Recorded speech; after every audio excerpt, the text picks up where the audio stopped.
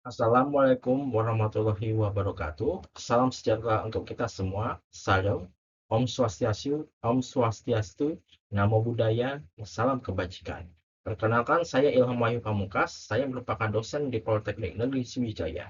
Pada kesempatan ini kita akan membahas mengenai topik teknologi pengawetan pangan, yaitu teknologi pengawetan dengan suhu tinggi. Sehingga tujuan dari pembelajaran ini adalah agar dapat memahami konsep dasar dari teknologi pengawetan dengan suhu tinggi, jenis-jenis metodenya, serta aplikasinya di bidang pangan. Sebelum kita uh, membicarakan tentang teknologi pengawetan dengan suhu tinggi, kita harus mengetahui apa itu pengawetan dengan suhu tinggi. Ya, jadi pengawetan dengan suhu tinggi ini sering diistilahkan sebagai proses termal, yang dimana merupakan proses pengawetan pada produk pangan dengan menggunakan panas dengan tujuan untuk mengaktifkan bakteri ataupun enzim.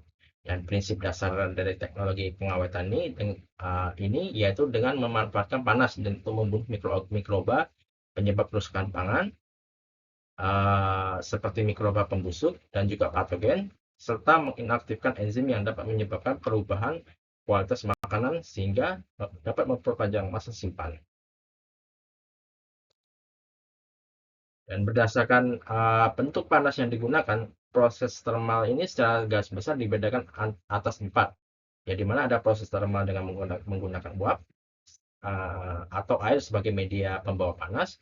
Ada juga proses termal dengan menggunakan udara panas, ya, dan juga ada proses termal dengan menggunakan minyak panas, serta terdapat dan juga ada proses termal dengan menggunakan energi iradiasi. Ya, jadi untuk proses termal dengan menggunakan uap panas ini sebagai medianya ini ada contohnya seperti blanching, pasteurisasi, sterilisasi, evaporasi, dan ekstrusi. Untuk proses termal dengan menggunakan udara panas, yakni terdiri dari dehidrasi, pengeringan, dan juga pemanggangan. Serta ada proses termal dengan menggunakan minyak panas, ya, yaitu contohnya ya penggorengan, ya. Serta ada proses termal dengan menggunakan energi iradiasi, yaitu pemanasan dengan gelombang mikro atau microwave, dan juga radiasi inframerah. Ya.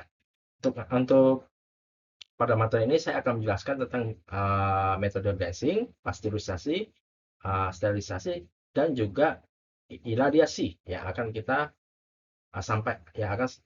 pelajari. Nah, selanjutnya kita pertama pertama metode yang akan kita bahas yaitu ada metode blanching, ya. Blanching atau metode pencaluran adalah proses termal dengan menggunakan air panas secara langsung pada suhu kurang dari 100 derajat Celcius selama lebih kurang 10 menit. Nah, di mana proses termal ini dilakukan sebelum proses selanjutnya untuk tujuan mengaktifkan enzim yang tidak diinginkan, yang memungkinkan dapat merubah warna, tekstur, cita rasa, dan nutrisi selama penyimpanan. Dan adapun metode blanching ini terdiri dari 3 sub metode lagi, ya, atau 3 jenis metode lagi, yaitu ada blanching dengan menggunakan air panas, yaitu bahan makanannya itu direndam dengan air panas pada suhu sekitar 85 derajat Celcius hingga 100 derajat Celcius, ya. Dan kelebihan dari metode ini yaitu mudah dilakukan, ya. Dan namun kekurangannya itu dapat menghilangkan nutrisi seperti vitamin C ataupun vitamin B. Dan selanjutnya ada uh, steam blanching atau blanching dengan menggunakan uap, di mana bahan makanan dikenakan uap panas selama beberapa menit, ya. Dan suhu uap itu biasanya sekitar 85 derajat Celcius hingga 100 derajat Celcius, ya. Kelebihan dari metode ini tidak ada kehilangan nutrisi sama sekali, akan tetapi kelemahannya yaitu peralatannya yang cenderung lebih mahal, ya, mahal, serta memerlukan kontrol yang lebih teliti dalam hal waktu dan suhu.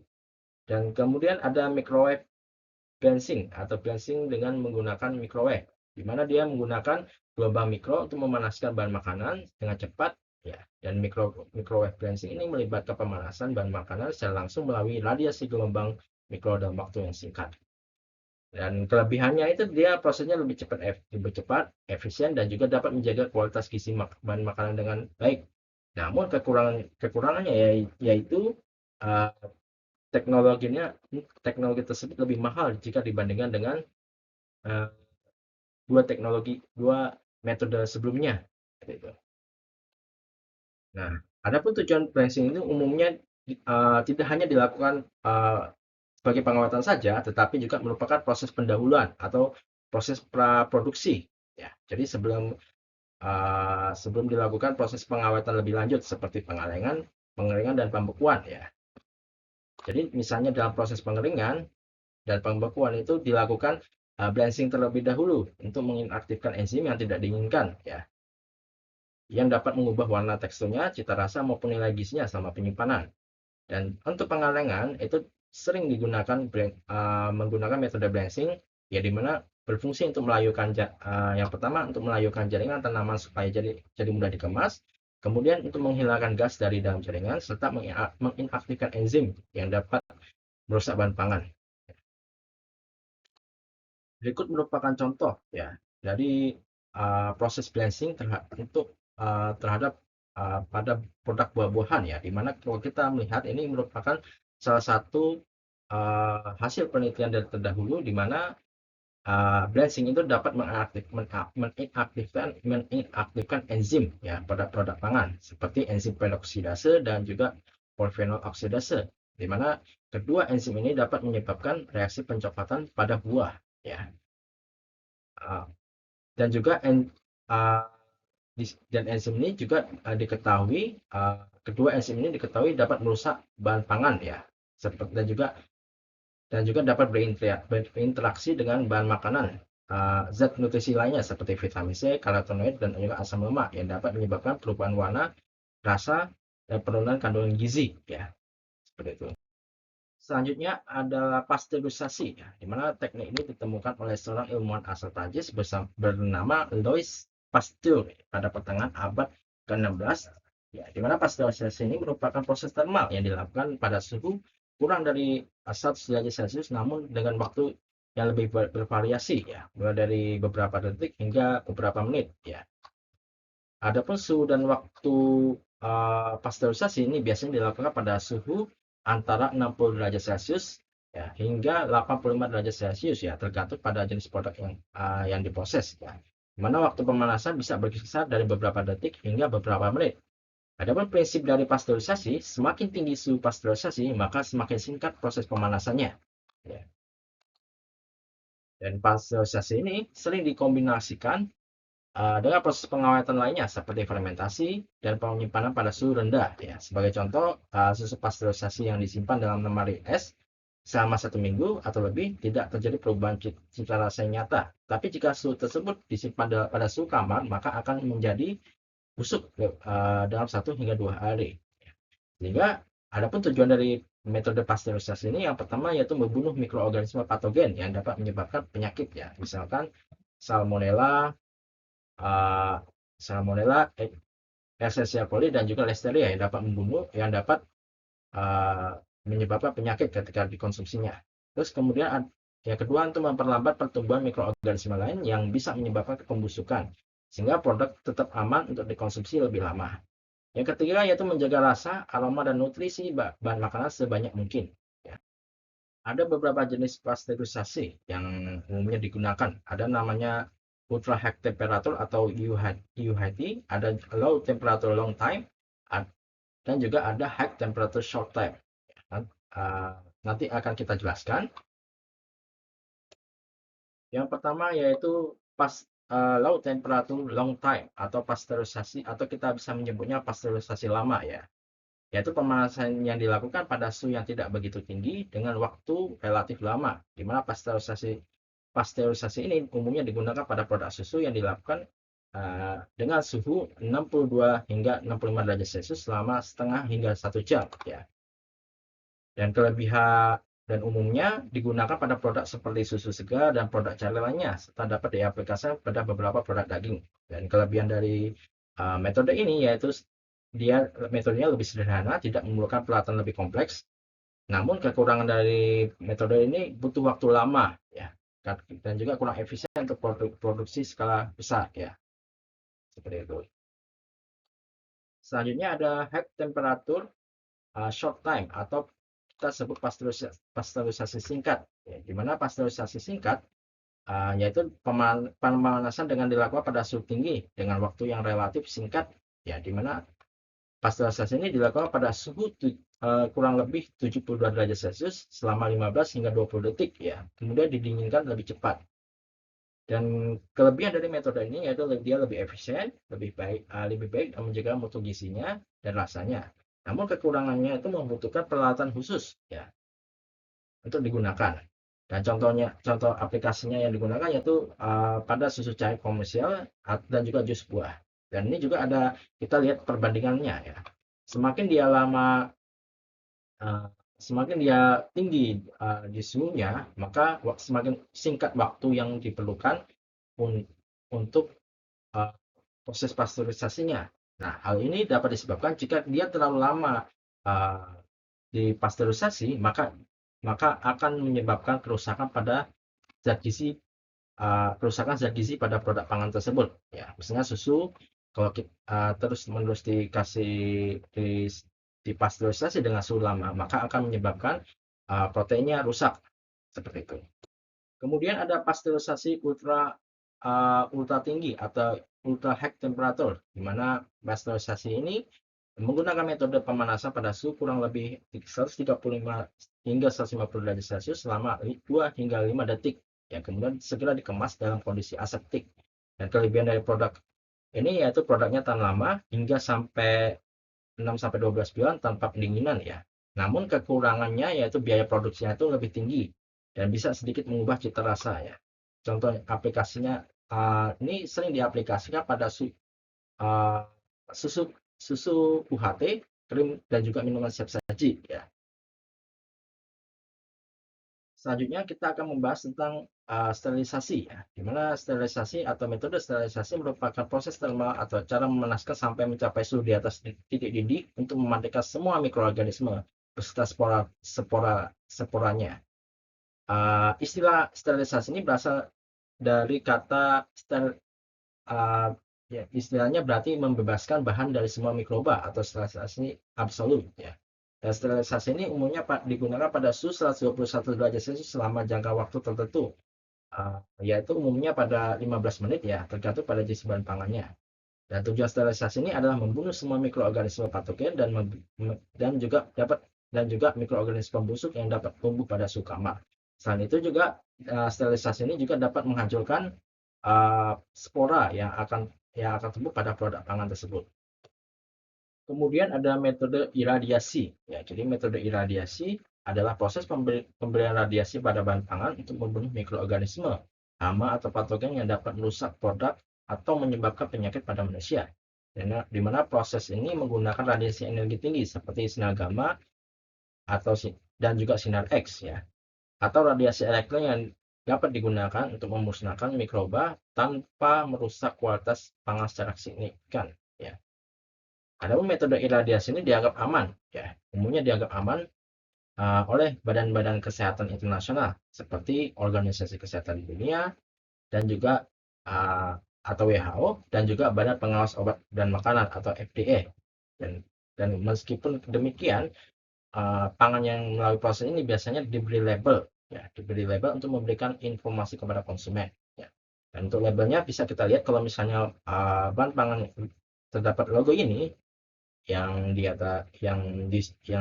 slide. Logo ini menunjukkan bahwa bahan pangan tersebut melalui proses iradiasi, ya.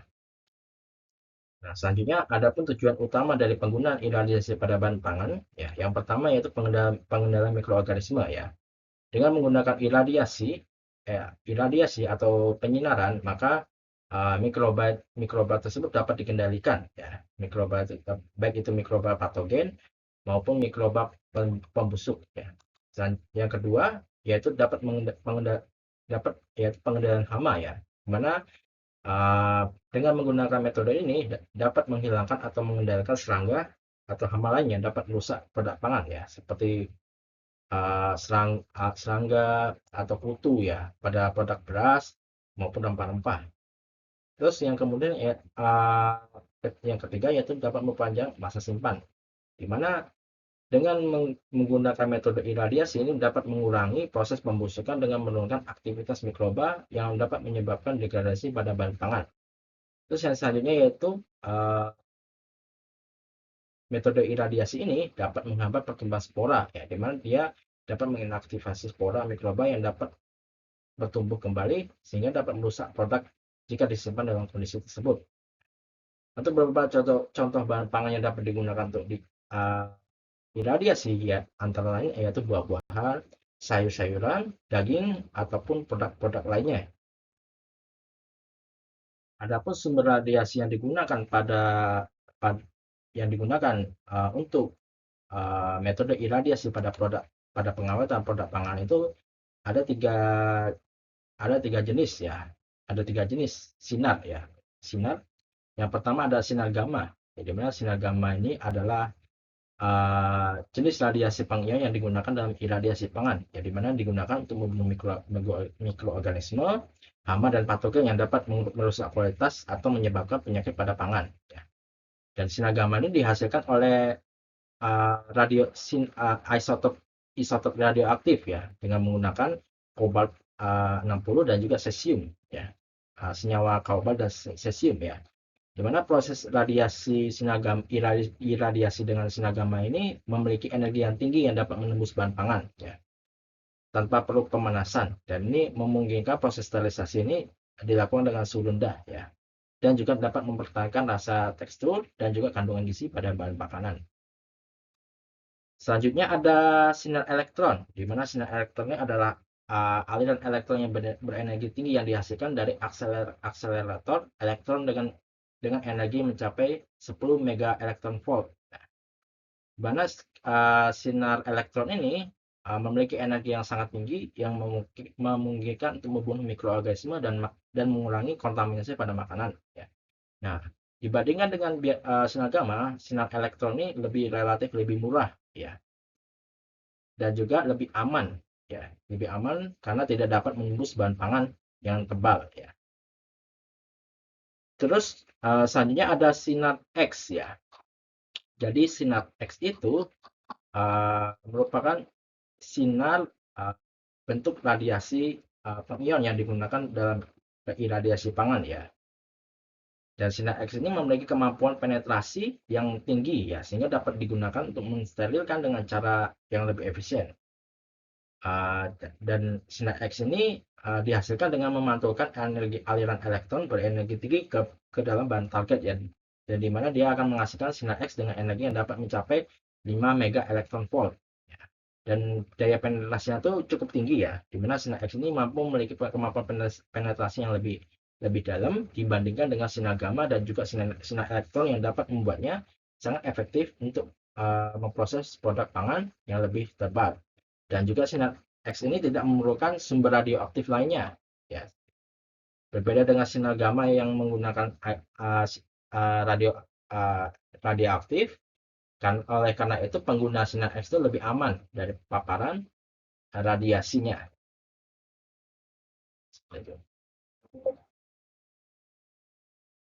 Nah, berikut merupakan salah satu gambaran tentang penggunaan iradiasi pada produk pangan, ya.